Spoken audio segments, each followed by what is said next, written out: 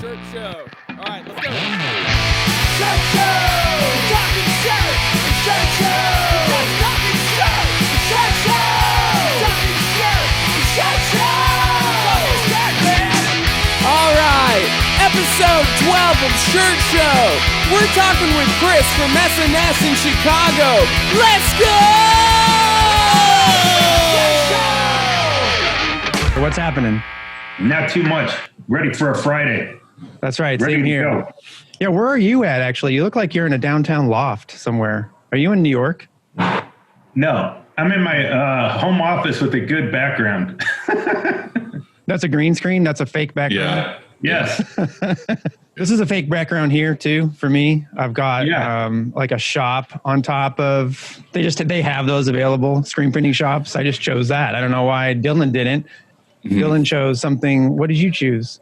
Drywall. I like carpentry. Yeah, the contractor's background. Yeah. Okay. That makes sense. You just have a wood wall with a TV. That's just a TV of people working in this. Right. Yeah. It's just a flat screen TV. Yeah. On a plywood wall. Exactly. So are all of the S&S reps working from home? Yes, we're all working from home. We've been working from home since March 6th. So it's been a while. As soon as this started coming around and we had our sales meeting in Chicago, we basically shut down March 6th on travel. So all of us have been working at home and working virtually, limited appointments since the third week in June. But in most cases, people are not willing to take an in-person appointment at the time. Yeah. So we definitely missed out on ours this spring. I will say there are three things that are super important when you start a business. So you got to have a banker, got to have an accountant, and you got to have legal. But there's a fourth thing if you have a shirt shop, and that is an account rep. And that's you. And every year, twice a year, I think, sometimes more, you come by, unload your car with racks of stuff, and put on a demo of like what's new and what's happening and what's coming and what's available and things like that. And so we haven't had that, and I miss it. And so I was thinking, we were talking the other day, and I was like, well, why don't we do a Zoom call where I don't know if we can pull that off. I mean, imagine we could, you'd just be in I don't know where you do it. You could do it in that loft space you got right there. But really, have you done that with anyone? And if so, let's start it. If you haven't, let's figure it out. We're starting to get out and do that. We're putting tools together. We've got a great marketing team behind us, and we're getting everything together, and we'll be doing that very soon. We just wanted to do it when it was put together as a full package, and we've got the whole team behind us right now working on that. So we're doing a lot of new updates, and you're going to see them soon. Okay. Well, Dylan, do you ever do that kind of thing, or what do you do with as far as looking for new like things that are coming out or stuff that t-shirts you want, colors, whatever it is? Usually, what I'll do is I'll get a hold of my rep, or I'll just order a bunch of stuff. Most of the time, I'll end up just ordering it myself because it's like randomly when I think about that I actually want to look at it. And I'll do the same thing. Like I'll get it in my size. I'll take it home. I'll wash it. I'll wear it around. I have like not really a weird body type, but I have like a really long torso. So for me, the importance of stuff is like I really like a tight neck.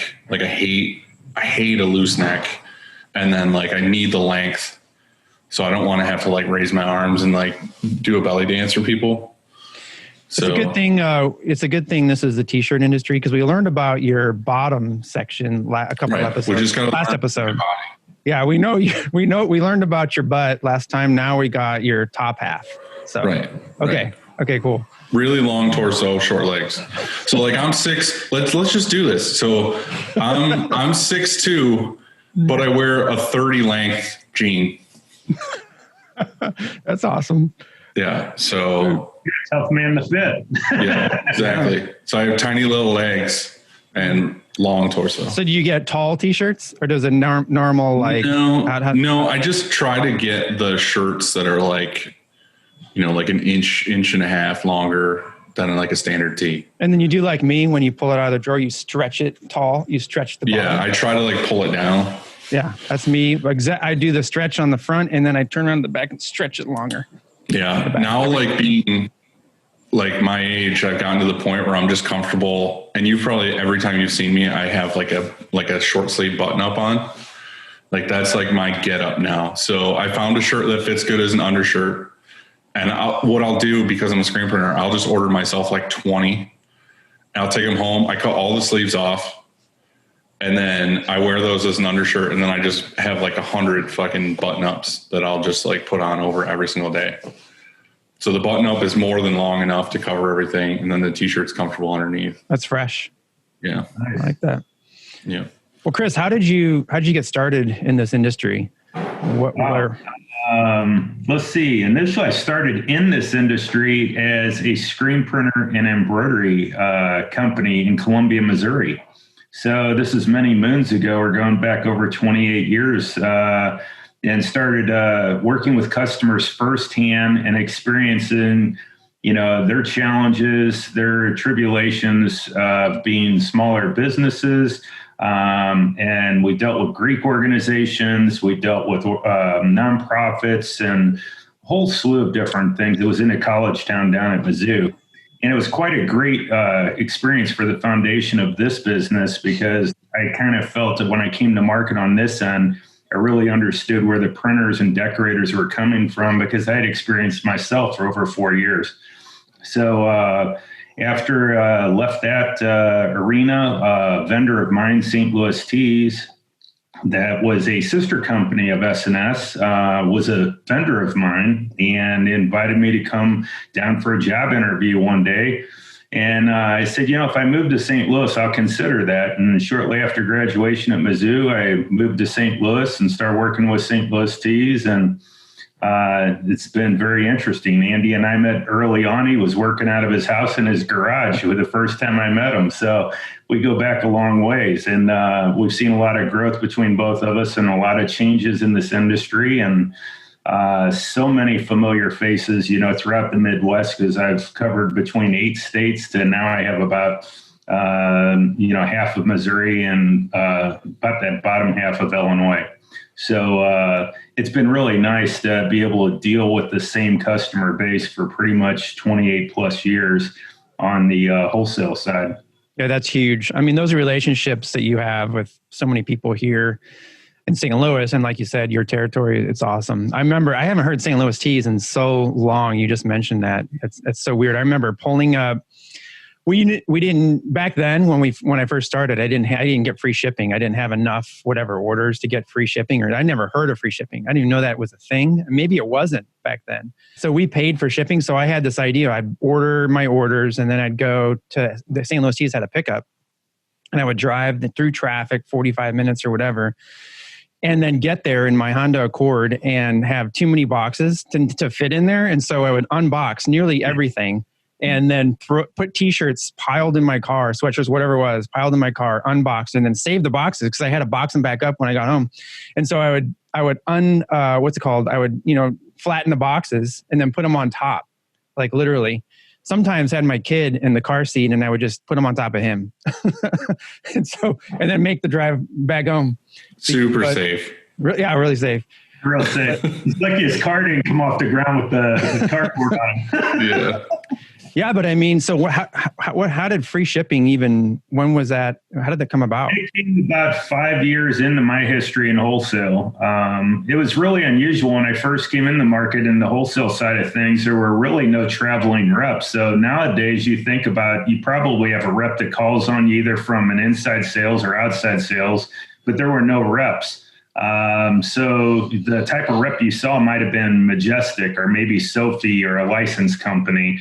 So that was very unusual at the time. And then after a while, other people started coming on and you would see reps from other companies. But I would say about 5 years into it, the free shipping came up and it became a thing to be more competitive as there were more reps out in the field vying for each customer's business on the screen print and embroidery side. The one thing that was always weird to me and we don't really have it anymore because we kind of this was years ago where we got rid of it, but it used to be funny to me how you got free shipping and I don't know if this was with you guys or not, but with like, I was using Bodigan Roads at the time, back when that was a thing. And they would always charge you freight on white tees. Mm-hmm. That was always funny because like you would order like $2,000 worth of stuff, but they would charge you freight on white tees. Yeah, if you got 2 white tees, you paid freight on 2 white tees. Yeah. And they were in I always the box. thought that was the stupidest thing. Yeah, they're in with everything else. It's just because white tees were cheaper. They were like, well, if we're going to give you this discount on white tees, we're going to charge you shipping. It's like, that's stupid. That makes no sense to me at all. What's also interesting too is when I first started working with Andy, a t-shirt price that back in that time for like a 50/50 for the loom was $2.35. And think of where that prices went now. So when all of those prices started coming down with importing and more vendors becoming available, that's kind of where freight kind of entered at that point in time. So all the margin kind of collapsed on white. So they were, using it as a loss leader, probably selling at 1 to 2% on a white tee at that time. And they just didn't get free freight on white because it ended up being a negative margin on every order. So that's kind of where that started. Isn't it crazy how it's shifted? Because you just mentioned Fruit of Loom, and I remember now everything's like it's kind of a Gildan world or whatever, Bella Canvas world. Back when I started, you said Fruit of Loom was Fruit of Loom best. It actually said best on the label, or Screen Stars. Screen Stars best. What was Screen Stars? Was that Fruit of Loom? Yes, it was Fruit of the Loom, but they had a Screen Stars 100% shirt and a 50/50 shirt back then. That was kind of like what we would see as a Gildan 64,000 nowadays. A real light, comfortable shirt, but it's funny. I go to a shop down in Cape Girardeau, Missouri, and he has one hanging in his showroom, and it's kind of interesting to see that shirt because it's the only place I've seen it in 20 years. I want one. I need a Screen Stars best and a FOL best. Yeah. So how are things going currently? Like I know you said you're working from home, but what's going on with S&S currently? Basically, S&S has done I think a very good job handling this situation. We're very fortunate to work for S&S. The owners of our company are extremely invested in their employees and staff from the ground up, and they were behind us all the way, and I can't thank them enough. There's been no furloughs or layoffs at S&S at any point, and we employ over 3,000 people at 6 facilities, so it's truly amazing. I think, during this whole collapse of COVID, we'll call it, beginning in early March, we just didn't know what to expect. I think on our mind and everybody else we were speaking to, we expected this to be 3 to 6 weeks, and we'll probably be out of this in the clear. And, you start out at the beginning of the year, you're having a phenomenal year. All your customers are having a phenomenal year. And you get 3 months into the year, and the back half of the third month, in March, turns into 50% down, and you were double-digit growth to that point. So it's a total different set of circumstances. And the way I think we kind of saw it was kind of like a bomb blast going off. Those first few weeks, I would say 3 or 4 weeks, it's like everybody had a concussion. It's like, what do I do? What's my name? What's my job? Do I have my business? How do I turn the lights on? What's the next steps? Just a lot of confusion. So we really found ourselves in the consultant role and really talking to customers on the phone very frequently and trying to offer services and, let them know S&S is here. What do you need? How can we help you? And there was a lot of conversations like that in those first several weeks, and they were extremely hard, very emotional both ways, and it was very challenging. It's not like anything I've ever seen in this industry. I would say after that, we started seeing slowly come back in the market and in business. The first round of all products were PPE that everybody saw, face mask and things along those lines. And there was very limited options, and it was very confusing because people couldn't find them. They couldn't see them. They didn't know where it was out. You're trying to sell a product you'd never seen, touched, or feel. So it was really confusing. And I think if your phone rang at all, if you had 12 calls in a day, 10 of them were for masks that you had never seen, didn't know anything about, didn't know how to compare them, didn't know what the expectation was in the marketplace. So there was a lot of confusion.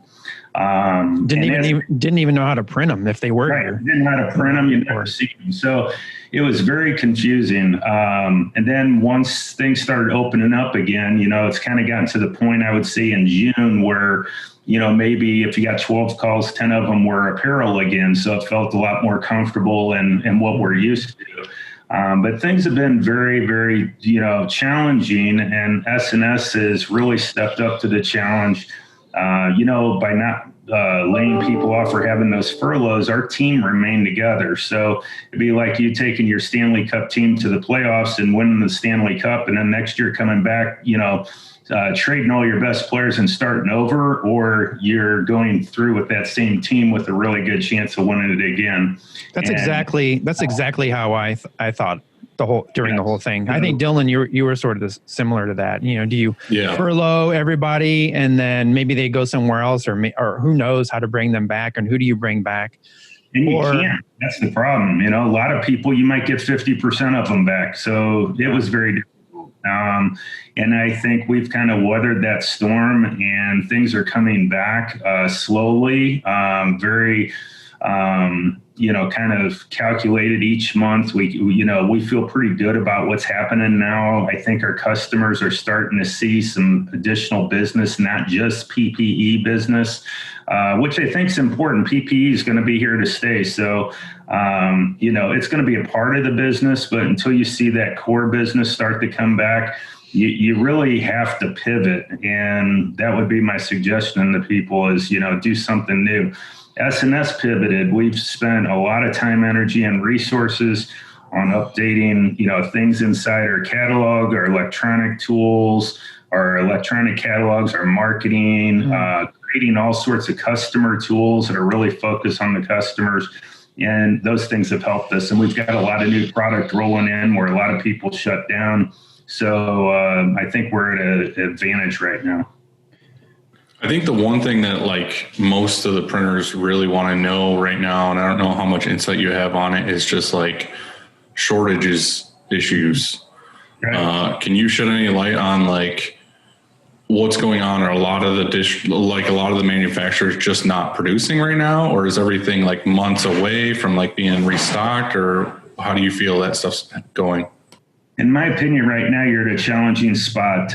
Basically, most of our manufacturers that are in wholesale channel, and I'm saying that would be predominantly using a trade brand such as Gildan, Fruit, Bella Canvas, people that use those brands, a lot of those are manufactured in Central America. And basically what happened is they were under probably the hardest lockdowns almost until the first week of July. So there was no production at all in that area. Because of that, their production has been offline since March. So you have March, April, May, June, July with zero production. And what's happened is basically now you flip the switch on, you've got to bring your team back in and start from, point zero and get your facility and your employees up to full capacity. Internally, we think that we're going to see shortages. We're going to see delays in delivery running through probably December of this year. So it's going to be really difficult, I think, getting stock in this period. I can tell you internally, we're buying as much product as we possibly can. They've got orders from us. We're trying to get as much as we can, but it is challenging for these vendors. So in all honesty, I think you're probably looking through November, December before it loosens up. So some of that sucks so bad. I'd rather know the situation and than planning on being good, for back to school period. And it's I know it's not S&S's fault. I mean, it's the same with everybody right now. It's just for me as a business owner, one of my jobs is ordering the goods, ordering blanks and stuff. And it's literally the most stressful part of my day right now. We literally 2 days ago filled an order from 6 vendors. Yeah. Like, because it's not like that S&S doesn't have them in close to us nearby at Chicago and Kansas City or whatever. They just don't have them at all. And so we went down the list, had logged in to 6 different vendors to fill this order. And actually did fill. I think we still are short. I want to say maybe a few on one size, but that's what people are doing now. The hard part is not only do you have to get it from 6 vendors, but they're like, okay, one's in California, one's in Texas, one's here and here. And you're like, okay, like in a perfect world, like a normal non-COVID, you'd be like, okay, like it's coming from California. It'll be here in 5 days. Now it's like, not only do you have to get it in 5 days, but UPS is also like, it's COVID time. And they're like, yeah, whenever it gets there, it gets there. Actually, we talked about that a little bit too, about UPS and what's going on with that with you guys. Can you tell us about that?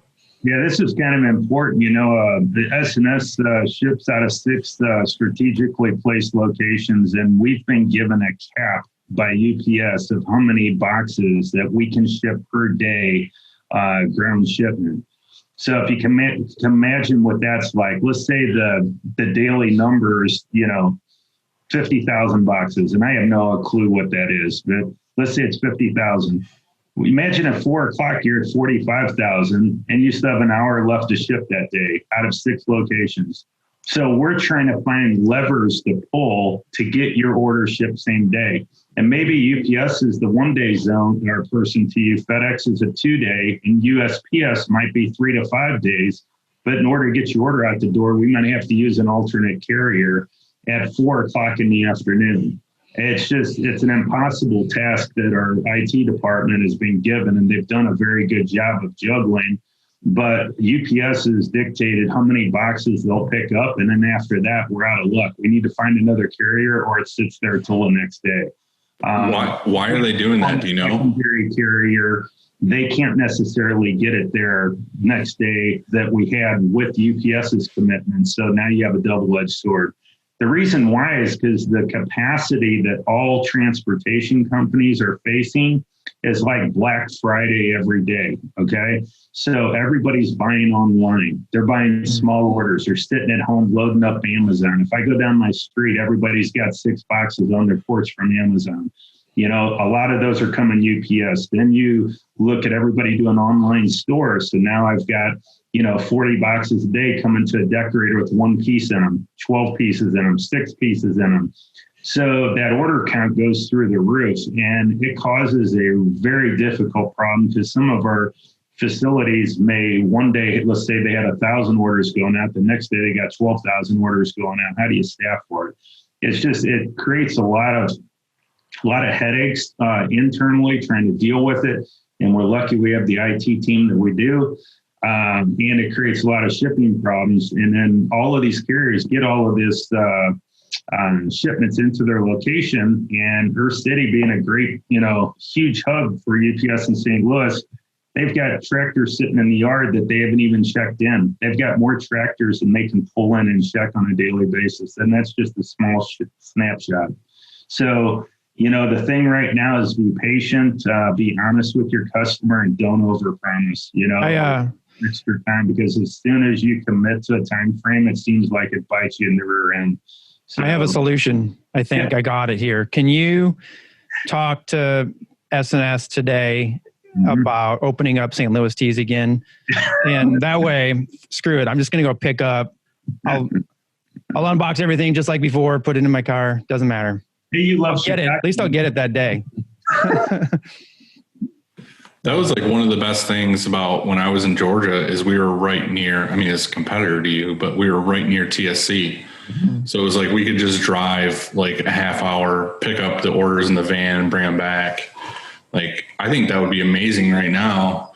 Like, 'cause I'm sure every printer has been in this situation. Like, this doesn't have anything to do with S&S, but like you get to that point once in a while where you forgot about an order. Exactly. Or something got messed up and you're like, fuck, now I got to go to Michael's. I got to buy like everything they have for like $4 a piece. And then it's like, all right, Michael's didn't have it. Let's go to Joann's. Joann's doesn't have it. Let's go to Walmart.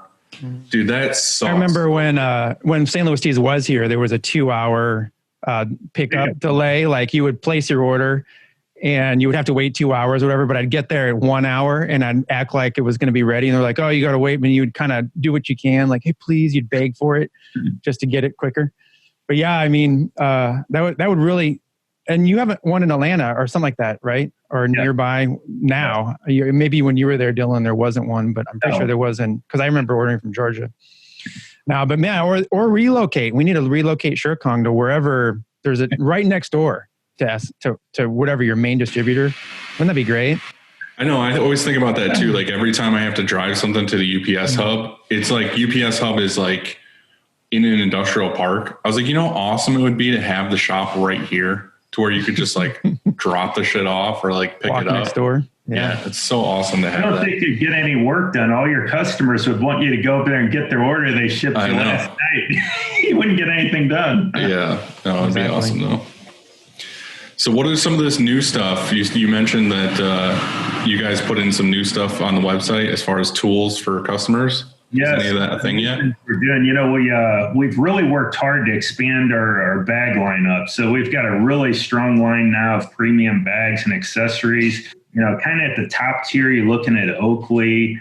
We have Adidas, we have Columbia, and a lot of these big retail brands, Puma, Champion, the list goes on and on. But we're starting to do videos now, like product videos. So to show that item in 3D, and basically you can turn it around and look at it. You'll see a video all the way around, all the features and benefits. And we're starting with Oakley right now, and they're putting those together. But it's a really cool tool where to show a really good product overview in about 15 seconds on a style. So we're kind of building this cool library up. So that's coming. We've got a lot of sell sheets and stuff. When you go under the resources tab under the marketing tools, you'll see we got digital flyers out there. So, if you're a company that doesn't have a large marketing department, we've got some great pre-finished tools there that you can use to send out to your customers, and all sorts of things like from, cancer walks to corporate tool to, hunting and fishing and different lifestyles. And then we have different segments of our catalog in there too, which are really cool. I heard there's or everybody knows tie-dye is tough to get right now. And I heard Independent's going to fill that void with a couple of things you have. When's that going to be available? Okay, so one of the first things they came out with is the PRM 4500 TB, like tie-dye. And they're offering it in 4 colors. And it's a real nice 9-ounce 80/20 ring spun hoodie. They're going to make a matching short and a pant available in October, so you can sell sets. And as everybody's working from home or spending more time at home, tie-dyes, pigment dyes, mineral wash are all big categories that give you texture and something unique. And they're going to fill all of these voids. Like you're coming out with a hoodie, a short, and a pant, and all of those fabrications. So it's really cool to see what they're doing. So that's some of it. Tie-dye in general, let me just speak to that. One of our big suppliers is Dynamite for tie-dye.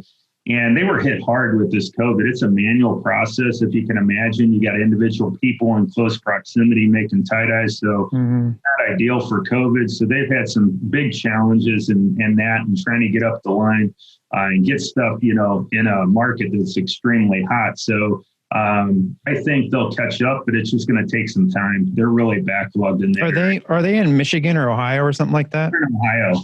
Okay. And the other thing with tie-dye too to keep in mind is that everybody's buying up the white stock in crew necks, fleece, sweatpants, t-shirts now to do this from home, because a lot of people lost their day job and now they're selling things on Etsy to make a living. So you're seeing big outages for long periods of time in white fleece and tees, where people are going, how in the hell are you out of white tees? You know what I mean? Or out of white sweatpants. And it's been a definite challenge with the big, push for tie-dye right now. That was one of the things, like yesterday I ordered blanks, and I think I needed like small and medium white tees. And that was one of the ones that took me like 15 minutes to find.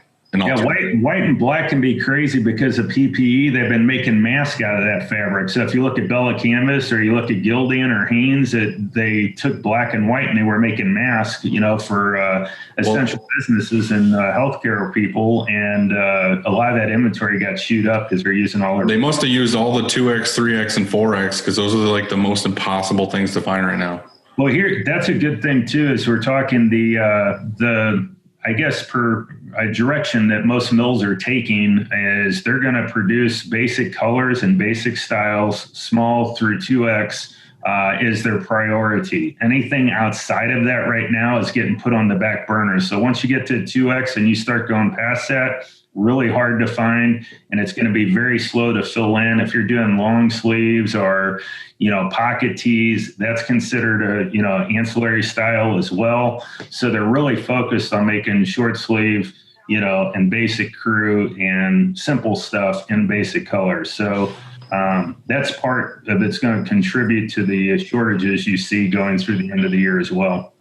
Pretty much what I took from that is that the apparel industry hates fat people. I get it. It's cool. We'll use that. You were triggered over that one. I was triggered. One thing that came out of our meetings that was really interesting as far as sizing goes, and this is just something that I think your audience would like to know, our partner Hanes is going to come out with all colors through 5X in the top selling styles. So, they're 50-170, they're short sleeve 50-50, they're BCT, they're Hanes tagless, the basic crew and basic hood, all colors are going to come through 5X. So they're working on it, and they're going to start shipping the tees, I think, in late September, and the fleece a little later in the year. So they're actually going the opposite direction to support us in, searching out those uniform accounts right now. The people are outfitting people like a grocery store that would need those sizes on a regular basis. So I think that's going to be a really smart move in their part, because that void has been shrinking, and now it's going to expand with them getting into this. Do you know how you said that the factories were completely shut down, zero production until July? Do you know if they're back to 100%, or is it just half? They're working through it. I would say they're at different points. I would say most of them are probably at 50-60% capacity. I don't think anybody's up to 100% yet. Well, it's like what happened with Los Angeles Apparel there. They had a bunch of people there, and 300 people in the facility got COVID. Yeah. And it's like, it's a sad story. Ooh. Yeah. That was a crazy one.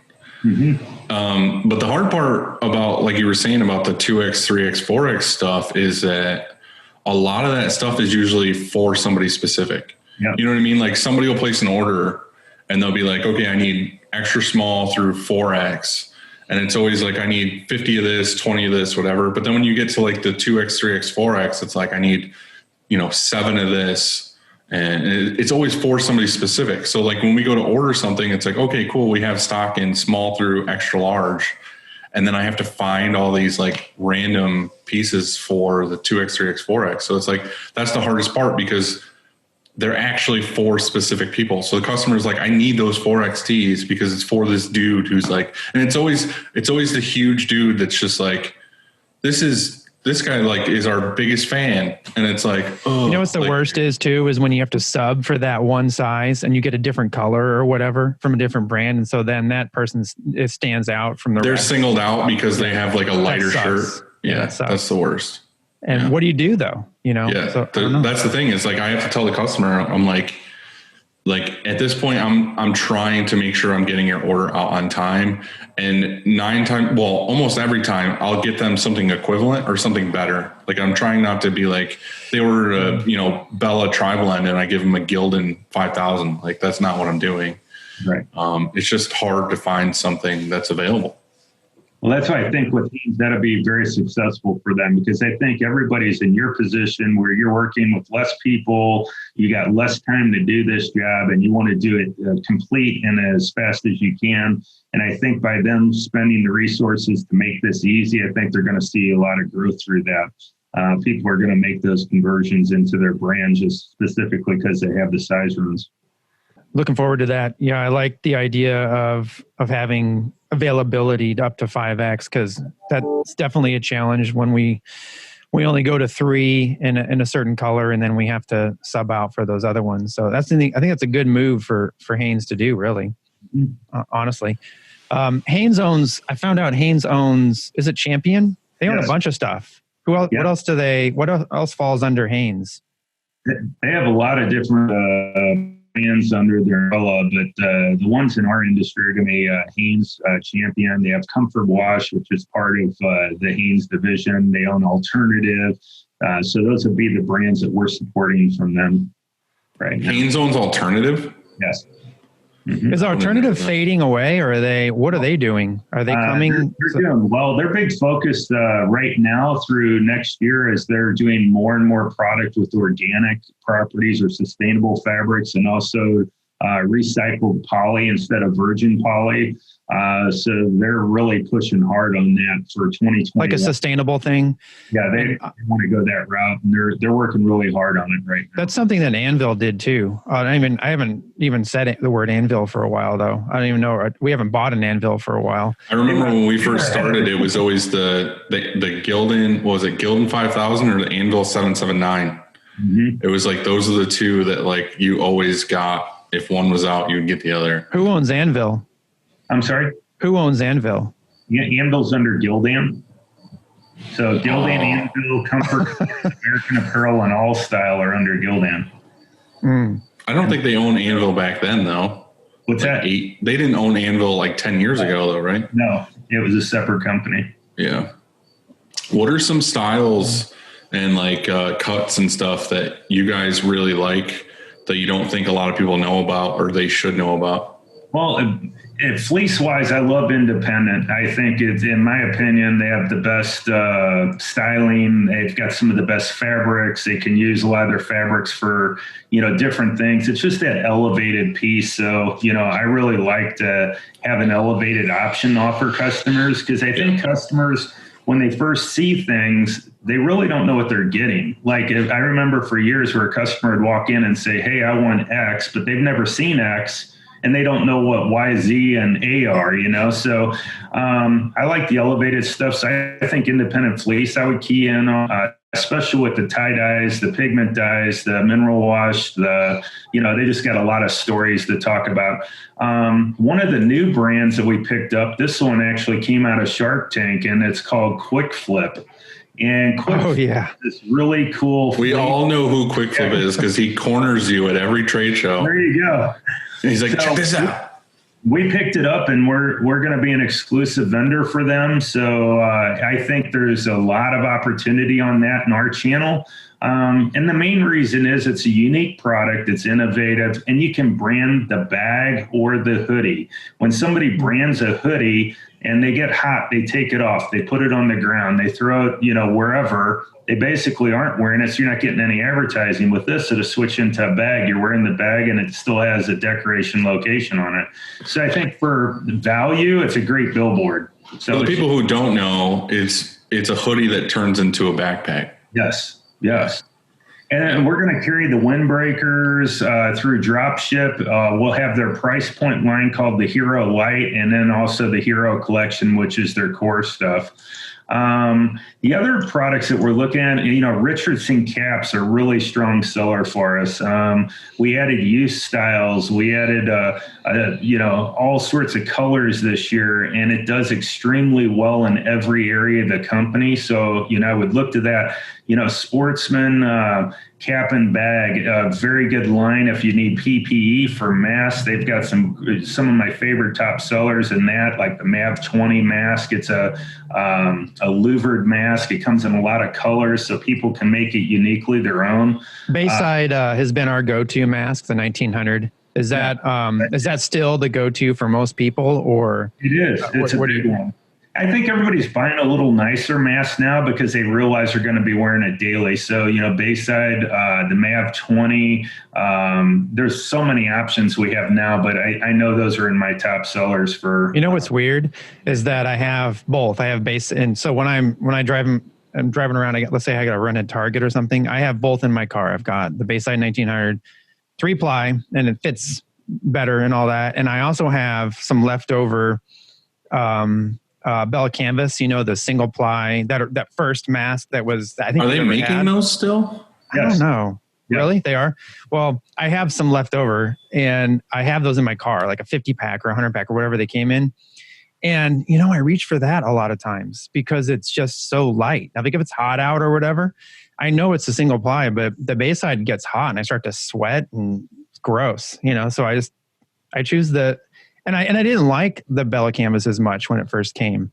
I think that. I think there's a reason for that, Andy, and we've talked about this a few times. It's the expectation, of what people wanted. They wanted the price point of the Bella canvas. They wanted a mask to look like Bayside, and it wasn't available, and they needed coverage. And that's what Bella canvas was trying to do. They were trying to bring fast coverage to the marketplace at an affordable price because so many people didn't have any coverage at all. So that's what they were doing. But a lot of people were thinking it's something nicer than it was and had this expectation of what it should be. And all of us, I think, felt that way because I felt that way as well, that, hey, I want this to be like that, but, I kind of like that price, but I like this construction. And, nobody had a clue what was going to be the standard. Right. Everybody's standard in their mind is different when it comes to a mask. So it's come a long way. I mean, we've got a separate tab on our website called PPE.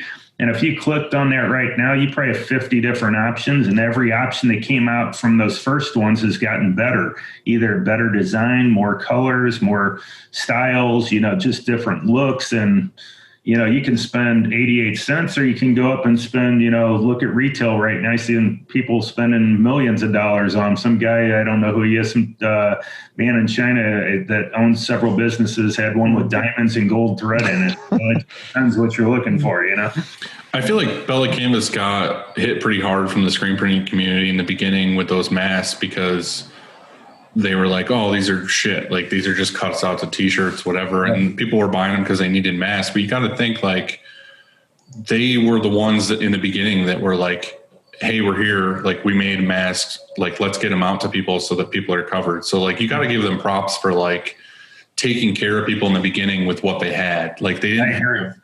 Yeah, they didn't have, like, beautiful straps. They didn't have all this stuff. But they were, like, quick and dirty, like, like the medic in the field. It's just like, hey, let's get these on you so that you can, like, be okay. And it's like, isn't that a terrible feeling that probably they had when they're like, hey, we have this idea, we can convert our cutters to make masks, and we can do, I think they were doing like 10 million a day or something. Dude, it was crazy. Yeah. And so, hey, there's 300 and some million Americans, and we can make 10 million a day right now. Nobody else can. And we'll do that for you. And then they start doing it and they get shit on. Right, exactly. That's what I'm saying. Is like people were getting them and being like, these are garbage. Or it's like, dude, this is all you have right now. Like, it's either this or nothing. So, like, well, and now the thing is too with masks is like Bella Canvas came out with the 2-ply mask, the TT044, and it's like what we all expect it to be. So now they're making one like that, but you had to start somewhere, and it's cool that they had the initiative to do it and make that first step, and it drove everybody else to be doing it too. Bayside did that as well, as they came out with, one over the ear and really pushed that hard and got everybody moving. So now we have more options. This is going to continue to evolve. We thought masks could be around a few months, and it's going to be a stock item in the catalog. It's going to be that way going forward. I think that you're going to see people buy elevated masks, from here on out, something that fits their personality, their lifestyle, their favorite color, their favorite patterns, whatever they are. So it's going to continue to evolve. But I think you're seeing now everybody buying things that they like in the mask side of things because they know they're going to be wearing one. Yeah, we've been doing a lot of B2B, like, so they get just a small, we never print across the whole mask or anything like that because we don't want to put any adhesive. So we're not using adhesive when we print a mask and, to hold it down. And also I don't want to print on top of somebody's breathing hole. It just seems weird. And so we've always said, and centering it has been I think would be a challenge in printing. And so we've always just been offset over here and really small.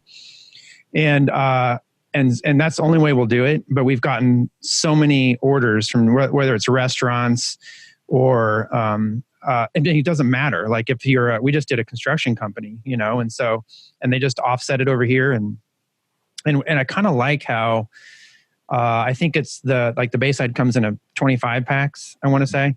And so you have to you have to order that many. We won't sell, 101, for example. So we'll just order in 25s. And that's kind of been pretty cool too. Honestly, except for when we mess one up.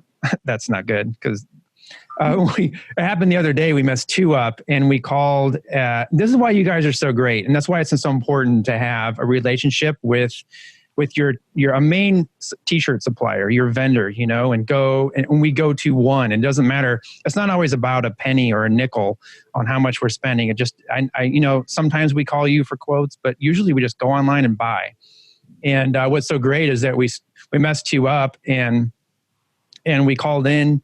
I think it was one of the ones either we emailed or called, and they shipped out. You guys tore into a bag and shipped us 2. That's really cool. And so, but I do like how it goes into, it kind of brings me back to the days of buying t-shirts by the dozen, for dozen pricing and all that kind of stuff. What's funny, Dylan? The best part is your rep was like, you know what? I'll get Andy these 2. But then the next guy got fucking 23 masks. That's right. Someone lower on the food chain than you got fucking 23 masks. Yeah. Well, hey, whoever that is out there, I'm sorry about that one. That's my bad. We're gonna send you a bill. Yeah. And then they're like, hey, S&S, is there any way you can send us 2 masks? And they're just like, how many? I'm sure that happens all the time. That's got to be one of the. I've always thought that that's one of the toughest part, probably, of being a t-shirt distributor, is that when you ship out a case of shirts and then somebody calls you and say, hey, I'm missing 2. And so you've got and they're like, man, this sucks. I got to print them today, or my customer's coming tomorrow. So you overnight them, or whatever you do, out of customer service. And I know you guys weigh the boxes whenever they ship. And so, within a probably 0.1 ounce of whether they're in there or not, but you do it anyway, if that happens. Cause sometimes, so we count in every box, right? I know there's some printers that just open and print, but we count in every box. And so we're right most of the time. Every once in a while, our counts are wrong. And we're like, hey, we're missing a shirt when we really have it here. And that happens sometimes. We'll discover it later and shout out and say, oh, we have the shirt here, or just forget about it and we get a free shirt. But you always fix it. You're always shipping us just for that relationship. You're always fixing the problem. And so that's important, I think, to have. That's why we go to a main vendor, is that that relationship, just like a banker or an accountant or your legal, is extremely important. This is what we print on. And so that's my 2 cents. That's my half cent. Back to your point on that, though, I've heard that from people. We don't do that. I kind of wish we did, but like I heard that from some other shop before, that it was like a really good tip that, like I said, I'd like to implement at some point, is like get in the blanks, check them in, which we do anyway. And then, we make sure everything's good on that end. And then the person at the end of the dryer checks them out. So then it's like, okay, these are all here. We printed everything. But like you said, it's the weight. Like if you check them all in, you weigh it, and then you ship it out under that weight. And the customer, we get it all the time. Every printer gets it, where it's like a church or some organization who has like 5 people who are volunteering and like rip through everything. And they're like, we're missing 15 extra larges.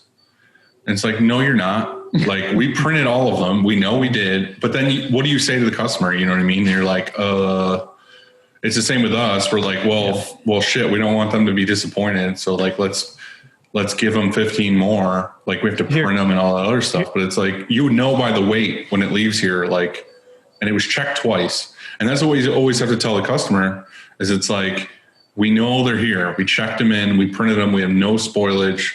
Like they're there. What happened is they're probably in another stack with, right next to another size, and you thought they were larges when really they were extra larges. And it's like, what we do here is whenever that happens, when they say, hey, we're missing 15 extra large, we have a signature. And either if it's in an email, we have a signature. If it's a phone call, we have a script.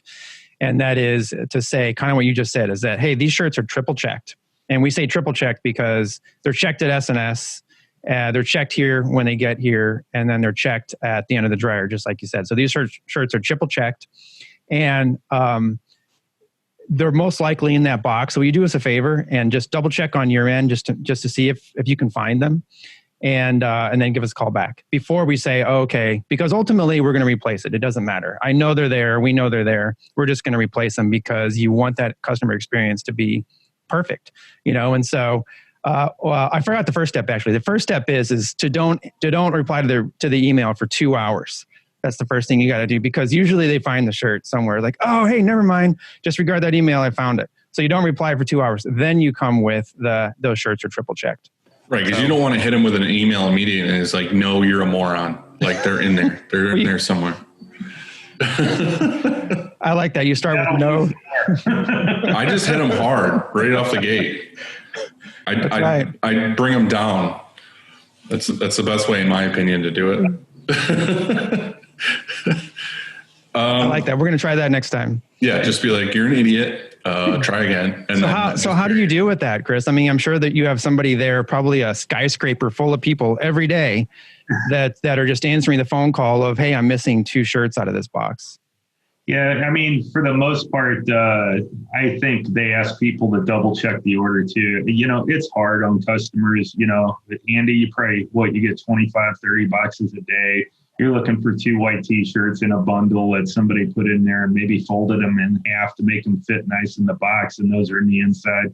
It's just challenging. And I think, as you both stated, that, you know, it's not like we're trying to make it difficult on a customer. We just want them to do the same due diligence we did. Check that order in, make sure things are right, you know, take the time to do it. And so we try not to make it a bone of contention, you know, to fight over. You can win the battle, lose the war with that. And it just doesn't make any sense. In the end, you're going to fix it. So you might as well, you know, try to work together. And as long as you can do it in a positive manner, I think it works good both ways. You know what I mean? Also, the customer or the decorator on the other end that receives incorrect stuff, or maybe somebody else's order, they're going to report it. So, you know, try to work together. And I think we do a pretty good job at that. I don't hear too many issues where we challenge people about, you know, what was in the box or not in the box, you know. There's one more part to that. And that is, if you have a customer that's a repeat customer that this happens to on a regular basis, which sometimes we do, and maybe it's no fault of their own. Like you said, Dylan, maybe they hire volunteers and they're all packing, you know, orders or whatever, and that's their system, and that system is flawed. Then what we do, because we're like, oh man, you know, the past 2 years we've had an issue with this order. So we'll set it up so that in their profile it says, hey, let's count at pickup. I don't care if there's 50 shirts or there's 5 shirts, 50 shirts, 500 shirts, whatever. We're going to count it at pickup. And so when we say and call the customer and we say, hey, your order's ready for pickup, and we'll say, please allow 10 minutes or 15 minutes or whatever, however many shirts they have to count your order when you get here, not because we don't trust you, because you're going to mess it up when you're counting them at wherever you're going to, but because we want to make sure that they're all there. This happened last time, and we don't want to inconvenience you to come back here and get stuff reprinted. So when you're here, let's make sure all the shirts are in the box before you go. So I usually just kick the box off the dock. I knew you were going to have something to say about your method that is really great customer service that everybody can learn from. What we have that dock where it's like head height when the customer walks up and they grab their box. I usually push it to the edge and then just fucking kick it. That's good. And then the box hits the ground and I'm like, well, it's not in my shop anymore, not my problem. And I shut the door. They were all in the box when I kicked it. Yeah. Whatever. I did my part. See ya. What's your average day look like now, I guess, or before COVID and now? Like if you could. I would say in general, probably prior to COVID, you know, half a day Monday, I'd be out with customers, then Tuesday, Wednesday, Thursday out with customers, and then a half a day Friday with customers. So most of the time you're outside the office and you're using that half a day on Monday and Friday to fix problems and set your day. And I think now it's predominantly in the office, making lots of phone calls, really touching base with people on a regular basis, and try to help them either, you know, develop new business or think about new business or come back through quotes that they did earlier in the year. It's amazing right now with so many things that people are dealing with, how many quotes they actually won and didn't follow up on because they're so busy. So, you know, I try to spend some time double checking their accounts, making sure they don't have open quotes they didn't follow up on. So, you know, just, again, being more of a consultant, not really worried about the day-to-day, you know, sale of a T-shirt, but really trying to help them on big picture stuff. And I've always done that, but I think I'm doing it even more and doing it via phone right now. Oh, yeah. Well, what I want to know is, I know this might be good or bad for you, or you're probably not supposed to tell everybody about, but what is like some good tips and tricks for shops like me and Andy, or, you know, any shop where S&S offers but a lot of people don't know about, not necessarily blank wise, but like incentives or like, you know, obviously you get like shipping at a certain point, or is there other things that like not everybody knows about that they can take advantage of? Yeah, what I would do is, you know, a lot of it's in the quoting of jobs. You know, when you're getting around 1,000 t-shirts, you know, or so, or 500 fleas, talk to us, communicate what you're working on. Let us know if we can help you with the quote at that point. A lot of people don't know that, so they don't know to quote, and they'll lose a job just because they didn't know. So I kind of use those parameters. I think those are really helpful. I also think too, as far as samples, you know, if you are working with a rep inside or outside of S&S, communicate with them. And if you got a job you want to win, maybe they can help you with a sample here or there to help you land that project. Because, you know, we're all about product development and about business development.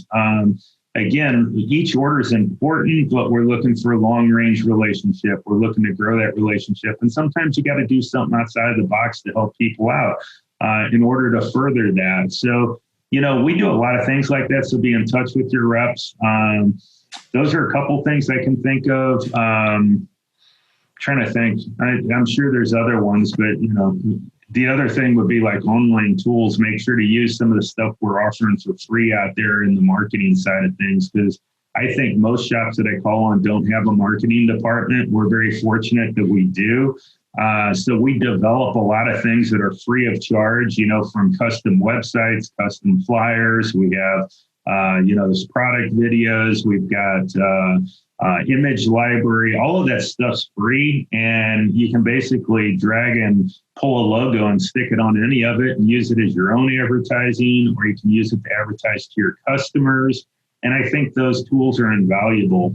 You know, a company like S&S, I think most people think of us as a t-shirt company, but we offer so much more. So once they start diving in, I think there's a kind of a disconnect with a lot of decorators on, hey, you know, how do I decorate that Oakley bag? Or how do I decorate that, you know, camp shirt that you have with a pattern? And those are some things that, you know, we have tools online that show you how to do it, or we have a marketing department that might be able to help with dropping a logo, or maybe your rep can help with doing a logo on there to help you out. So there's things that we can do to help you differentiate yourself from your competitors. So those are probably the most valuable things that we can offer that, you know, people aren't talking about. Yeah, and I got to give credit to my rep, Michael Cohen. Yeah, he's awesome. S&S. Yeah. So he's my rep, but like you were saying about the samples, like we had this customer that's like a really big customer. That's like they, you know, they're a huge part of our like cash at the end of the year.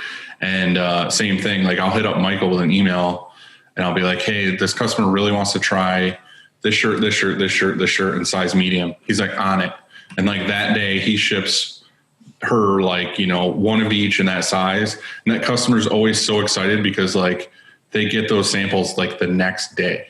Mm-hmm. You know what I mean? Like for me, it's like, I could be like, all right, let me order them, get them here, send them through the post office, send them out. He's like, no, I'll get it. And it'll come from whatever warehouse is closer right to their door the next day. And that's huge for that customer to be like, holy shit, like they're on it. You know what I mean? Like they were like, I want to show you these shirts, and they get them the very next day. So I think that's definitely like a huge tip for any printers to take advantage of that. You know, don't go crazy. Don't be like, I need, you know, 10 of this, but like if it's a couple items, I feel like if you guys can do that, it's really good.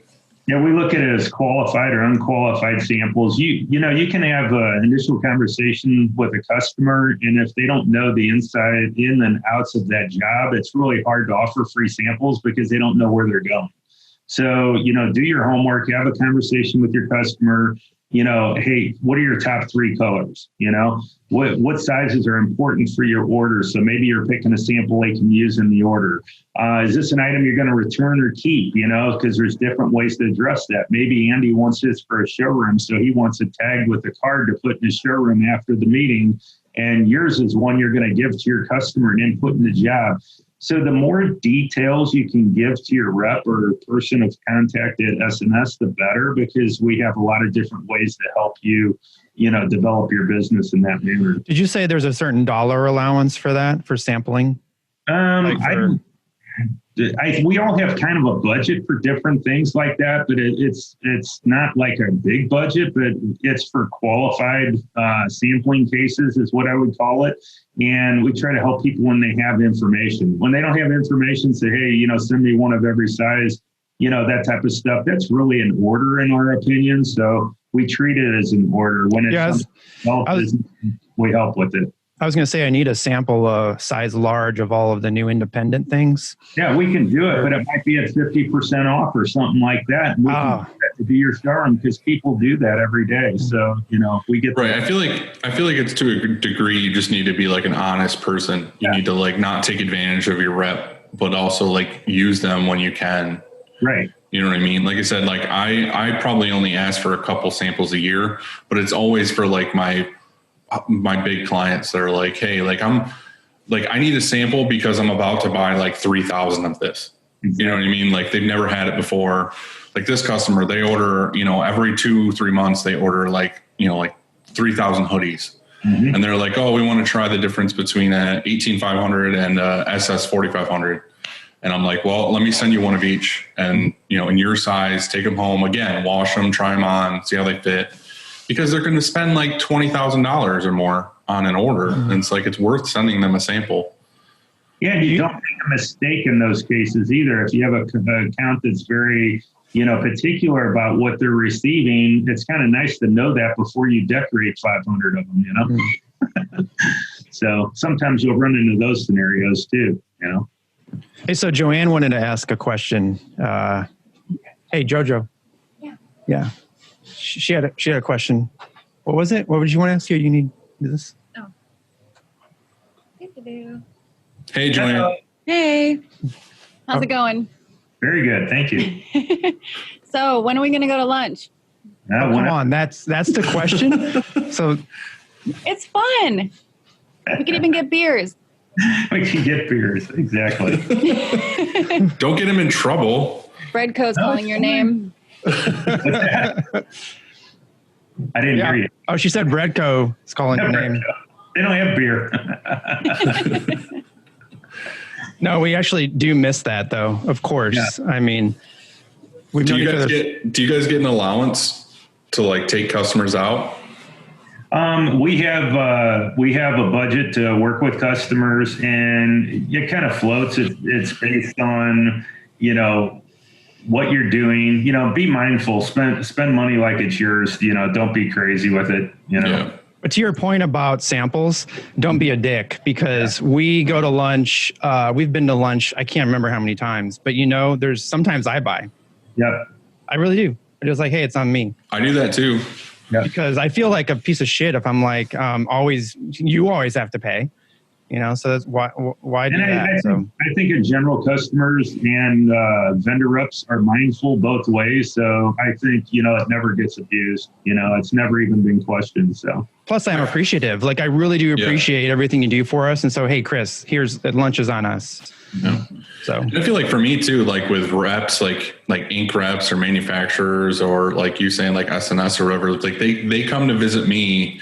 They're giving me a bunch of knowledge I didn't have. You know what I mean? They're like, here's the new styles, like have some stuff for the rack and all this stuff. I get that's your job, and like you're doing your job and you're trying to get us to buy more blanks and stuff. But again, it's like you build a relationship. Like you and Andy have been, doing stuff together for a really long time. And it's like if we go to lunch, same thing. It's just like, let me do something for you. Mm-hmm. You know what I mean? I get that you have an allowance for this, but it's just more of like a thank you. Like, hey, have a beer, or, thank you or whatever. So this time on this note, this time last year, we were gearing up. I want to say it was in September. We were gearing up for San Diego. Mm-hmm. And every year, I think we've only missed 1 year really since we've been open. Every year we've been to the S&S event, to the product showcase preview or whatever you call it. And so what's going on this year? Obviously, probably nothing, but is there a virtual or what? Yeah, no virtual, or not doing anything with that. We just can't get that put together with the limitations we have and the risks. So it's going to be something we have to do down the road once this passes, which is unfortunate. It's a very fun event. It's fun to be around our customers in those type of settings.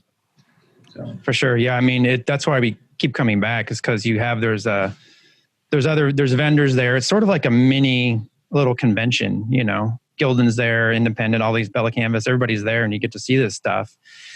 And then when that ends, then we go have fun, you know, whatever city we're in. And normally it was in Chicago for a lot of years, but then lately it's been other spots. And like, sort of like with screen printing show, you know, you get to go out and be around other shops and be around, like you said, not here, you know, away from the shop, so you can talk about and think about other stuff, bigger picture stuff. Yeah, network. Yeah, for sure. Back to taking your rep out to lunch. You should do that anyway, just because, like, I'm trying to help you out here, Chris. All right. You should do that anyway, because then he's going to pull fucking 3 masks out of a bag and screw somebody else over for you because you treated him to lunch. That's right. It's not just a free lunch. That's not why you go to S&S or say yes to Chris for a free lunch. You're greasing the wheels. Slipping him a 20 under the table. Mm-hmm. Mm-hmm. Hopefully that helps you out, Chris. Yeah, it will. So what are you watching? Any shows? You reading anything good right now? Not really reading anything. Watching movies on Netflix. I think in the spare time, you know, I try to get outside and do things outside. I'm doing a lot of work around the house right now and doing some home remodeling projects. Like we put a deck on our house and we're working on painting outside and doing some exterior work and doing a lot of landscaping right now. And then if I still have energy left, I'm watching Netflix movies. So I kind of hit up a movie and then call it a night, try to get to bed early. Anything good recently, movie-wise? Trying to think the last ones I watched. I don't know. I watch a lot of different things, but sometimes series, sometimes old movies. Like I like Peaky Blinders and different things like that. So I like the idea of that show and I like what it's about, but I can't understand a fucking word they say. You hit the remote and slow him down a little bit. You know, if you get your haircut, like you'll be able to understand what he's saying. I know. I can't do it. I don't have the ear for like strong accents, so that show's ruined for me. Yeah, but so I enjoy doing that, and then we go to a couple local restaurants for pickup, but I really haven't dined out at all since COVID started. So that's really unusual, I think. You know, I know Andy, you go out a lot and hit up different restaurants and stuff. What's that been like for you? Well, we used to, right? Yeah. Some of the same ones like Katie's and Louis, but it's so weird. And there's actually, since we moved, there's a Katie's within 5 minutes of our house and we can't go, you know, right. I mean, it's crazy, or we can, I guess, you know, and do the curbside, like you said, and we have, but these days, and I think a lot of people honestly have just shifted to just eating at home. You know, it just seems to be. And so it sucks if you don't know how to cook. I guess you're eating a lot of microwave stuff. But I remembered something that I want to put to rest. And that is Dylan has this really great thing program apparently where he can log in, card up his shirts, plug in his debit card, and he gets 1.5% cash back. And he says you don't charge him for this. Not you personally, but maybe Michael. Is it Michael Cohen? No, S&S has nothing to do with my cash back. Oh, I know that. What I'm saying is you said, because like usually it's repriced. Like if you're paying with credit and not ACH. You're screwing Chris over right now because this is a thing that they're probably not supposed to give it. No, but like I just had like I use a credit card. Like I pay for everything. I do no terms, so I pay for everything right then and there every time. But I also order like a shitload of stuff. So it got to the point where I was just like, in the beginning, like if you're a smaller printer, like you're paying, if you're using your card, they tack on like a credit card fee for using a credit card. Well, I got to the point where they waived the credit card fee because I was doing so much stuff. So that's what Andy's referring to, but it's probably not something they want for everybody. So it's that or maybe incentive. And it's something that has to be evaluated, you know, because it's something that's a real charge. I mean, whether somebody's swiping a card in your business, you're taking that hit. When you're doing it in ours, it's the same. So everything's reviewed. You might pay more per each on your product in order to have that service, especially if it's waived. So it just depends which way you want to go. The price is the same, the cost is the same. It's just how do you want it back? So I think it's all relative, you know. So you know, it just depends what's people's. I think that's a great point, actually. Especially now, you know.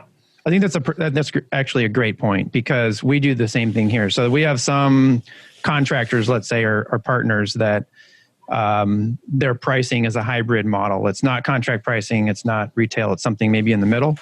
Right. And they actually pay with credit card still. And, you know, and so we're going to lose up to like an unqualified it could be up to 3% off the top of that order. I mean, well, it could, but what I'm getting at is that it's sort of all relative, or maybe it's all customer basis, because I thought about this the other day, you know, I was like, wow, you know, if they just paid with a check, or if they paid, with ACH or something like that, we would get 3% off this dollar amount, which is pretty big. We would save all that money. But at the same time, they like paying with credit card because they're getting their points, just like Dylan likes paying with his credit card. It's convenient for them. They don't have to worry about writing a check or whatever. And so that keeps them coming here. That's one of the things that makes us, why they choose us, you know, not just our customer service, not just the printing, not just whatever. They're choosing us because it's just easy to pay, hassle-free. It's a convenience. Yeah. Yeah, because you got to think, like, if you didn't, there's a lot of companies that are still like old school style companies that just don't take credit cards. And it's like, well, you're limiting yourself on like how many people will come to you because you don't offer cards. It's the same with live printing. People are like, oh, we only take cash. And it's like, well, then you lost like a lot of live prints. We do like, I'd say probably like 50-50 with like how many people pay cash and how many people pay card. And it's like, you would lose all those other people because you don't take cards. Right. So as I said, for me, it's easier to just accounting wise keep track of like every day, every time I order shirts, it's done and paid for. It's gone. Like I don't owe you any money, like whatever. But like Andy was saying, the card that I'm using, I get 1.5% cash back. So for me, I order all my blanks, all my inks, everything for the business wise. And then at the end of every month, I get a nut back. Like I get a good amount of money back because I'm buying, like I probably spend like, $5-6 grand a day on just t-shirt blanks. And then it's like your inks and everything else you're using with that card. So at the end of every month, you're getting 1.5 back of all that. So for me, that's why it makes sense. But like I said, it's just kind of like, it's a volume thing. It's like, you can't expect somebody in a garage who's ordering like once or twice a week to be like, hey, waive all these fees for me and give me all this free stuff. It's like, you have to kind of like be loyal a little bit. You know what I mean? It's like I've switched almost all my business over to S&S, and it's like their appreciation for that is like, let's take care of you. You know what I mean? So it's like, I guess it can't be everything. You can't get free shipping. You can't get free or no, repricing on credit card. You can't be program price or even an incentive program like we are. And so do you get everything? I mean, can we, I don't know, maybe. So I get it. You can't have it all. Important. Yeah. What works best for you? Yeah. Cool. Well, Andy, don't you have that Inksoft question? I don't. We're going to have to make one up. Chad sent it to you. Did he send it to you? Well, he sent it to us. Oh, will you ask it? Because I don't know. Yeah. I didn't see it. So there's an Inksoft sponsored question because we like Inksoft and they have a question for us every week. So the question for you, Chris, is if you had an extra hour in your day, what would you do with it? Interesting. Work-wise or personal? Whatever. Yeah. Do you want an extra hour of sleep? Do you want an extra hour of movies? I know you don't want an extra hour of work. No, right. An extra hour. I do genealogy for a hobby, so I probably will put an extra hour in that. I've been doing that for over 25 years. So really? Yeah. So he did that for me, actually, a little bit. You did that for me a little bit, like on Ancestry. Mm-hmm. What do you get out of doing that? I just enjoy it. It's kind of like almost like forensic science, figuring people out where they came from, who parents were, how far you can go back in your family or help somebody. I help a lot of people, and I also do my own research. That's awesome. What did you tell me that story about a lady in like Philadelphia or Pittsburgh or something, and she found somebody from Italy, or what was it? Poland. Remember? Yes, I was helping a lady in Poland that had been looking for family members where they came from in Poland for over 30 years. They couldn't find out where they were, what village they were from in Poland, and she lived in Poland. And she had people here that still lived, ancestors that lived in the U.S. And I contacted the church in Philadelphia. I wrote them letters. I asked them to look at specific records. She said that she had checked them. She had talked to people inside the genealogy groups and said that they had looked and they were looking at indexes, not the original records. So I wrote the church and had asked for a copy of the original records with a transcription, and they sent it to me, and we found the answer for her. So broke down a brick wall of over 25 years that she had, and she was a native Polish speaker. So when I sent it to her, she knew exactly what it was, and it was correct. So it was very interesting because the record was in Polish, and they put a transcription where I could kind of understand. I knew I had the right record. So it was very cool. So not only do you work for S&S, you're a fucking detective. All right. That's cool. So it's just a fun hobby. Yeah. Well, hey man, we appreciate you coming on and doing this with us. You gave us a lot of information that a lot of shops are really looking for right now. Like I said, me and Andy really wanted to take this one with you just because like so many shops right now are like, what the hell is going on? Like, why am I having such a hard time getting stuff? And like I said, we love S&S. They've been super helpful. So we really appreciate you coming on and doing this with us.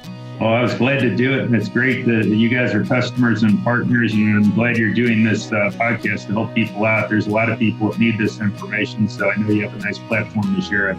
Yeah. So we're doing it too. Appreciate it. Yeah. Chris, thank you so much. Hope to see you soon, whether it's in a Zoom or here. And Joanne, she just cares about lunch. So, that's awesome. She was Lunch.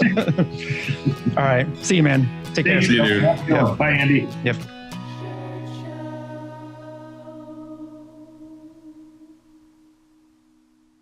Yeah, this one worked out even though it was in a unfinished room.